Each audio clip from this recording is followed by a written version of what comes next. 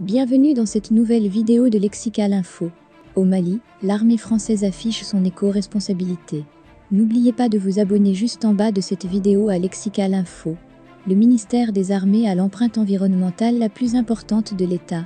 Il tente donc de décarboner ses activités et veut aussi mesurer l'impact de sa présence dans les zones d'opération. À Thessalie ont eu lieu des prélèvements de sol pour envoi en France, à des fins d'analyse guidée. Les bases maliennes de Thessalie, Kidal et Tombouctou n'a pas seulement constitué une manœuvre logistique d'ampleur. Le départ des troupes françaises a été précédé par une campagne de prélèvement de terre et de sable pour s'assurer que la force française Barkhane ne laissait aucun site contaminé par des carburants, produits chimiques, résidus métalliques. Ces prélèvements permettent de relever des traces de pollution générées par des hydrocarbures ou par des produits de lavage utilisés les militaires français. C'est une bonne illustration des attitudes éco-responsables des armées, explique la colonelle Catherine, qui dirige la pharmacie de la base de Gao. Effectivement, les armées, conscientes de leur impact sur l'environnement, multiplient les initiatives. Dernière en date, le lancement le 12 novembre d'une feuille de route pour décarboner les activités militaires. Cette initiative française a été suivie par 24 autres pays. Au Mali, les prélèvements ont été effectués par la capitaine Coralie. Cette pharmacienne travaille au laboratoire d'analyse, de surveillance et d'expertise, l'ASEM, de Cherbourg, le seul des 3 laboratoires de la Marine nationale accrédités pour rechercher des polluants dans les sols et les sédiments, à la différence de ceux de Brest et de Toulon. Le LASEM de Cherbourg emploie 25 personnes, dont 7 sont dédiées au prélèvement et aux analyses, précise la médecin-chef Aurélie, qui commande le laboratoire normand. Avant le début de la mission, nous avons récupéré les plans des sites et demandé quelles activités polluantes y avaient eu lieu.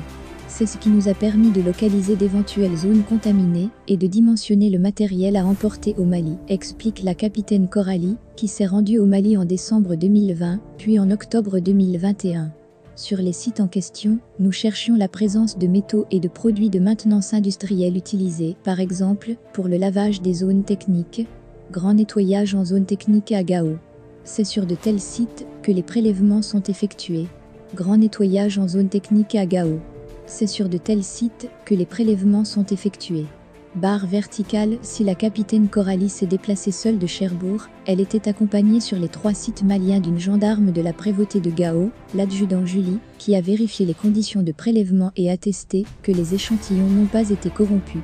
D'où le choix de contenants en verre, et non en plastique, et un respect scrupuleux des délais entre les prélèvements et la livraison au LASEM de la glacière réfrigérée, qui contenait les 30 kg de prélèvement, précise la gendarme. 3 sites au Mali et le site d'Aglal au Niger ont été testés. 3 sites au Mali et le site d'Aglal au Niger ont été testés. Barre verticale ECPA. Le colonel Stanislas, qui commande les 9 prévôts de Gao, ajoute que l'aspect environnemental du retrait de Kidal, Thessalie et Tombouctou a été pris très au sérieux par la force Barkhane, qui a souhaité tout réaliser scrupuleusement. C'est pourquoi la prévôté a été impliquée dans cette campagne. L'adjudant Julie a accompagné la pharmacienne qui a réalisé les prélèvements pour attester que tout était en conformité avec les règles, ce qui permet de prévenir tout contentieux futur.